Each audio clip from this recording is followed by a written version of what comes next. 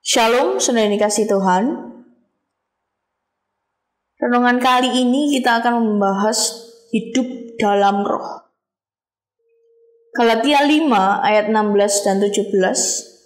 Maksudku ialah hiduplah oleh roh, maka kamu tidak akan menuruti keinginan daging.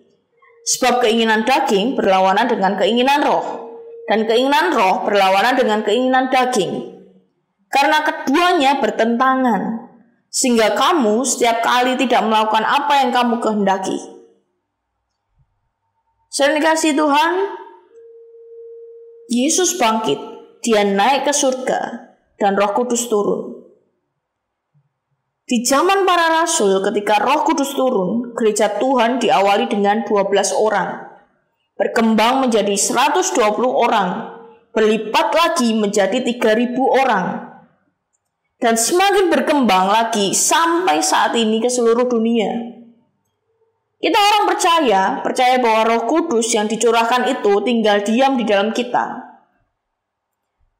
Bedanya adalah Roh Kudus itu kita aktifkan atau tidak. Roh Kudus itu memimpin kita atau kita yang memimpin Roh Kudus.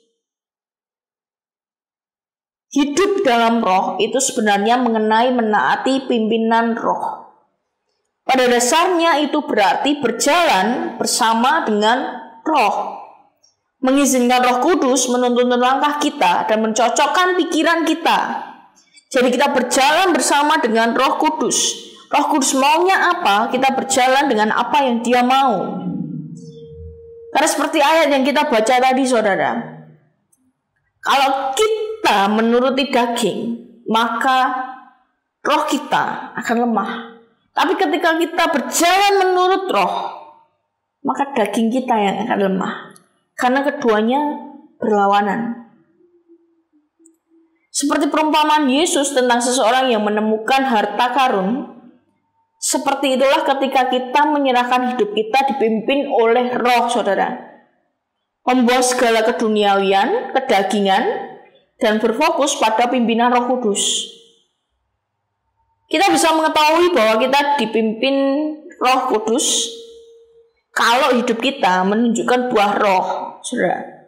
Seperti kasih, sukacita, damai sejahtera, kesabaran, kemurahan, kebaikan, kesetiaan, kelemah lembutan, dan penguasaan diri. Di dalam Galatia 5 ayat 22 sampai 23.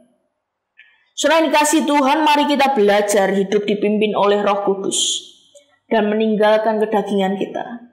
Ketika hidup kita dipimpin oleh Roh Kudus, maka kita akan berjalan berdasarkan kebenaran. Tetapi ketika kita berjalan berdasarkan kedagingan kita, maka kita akan melenceng, saudara.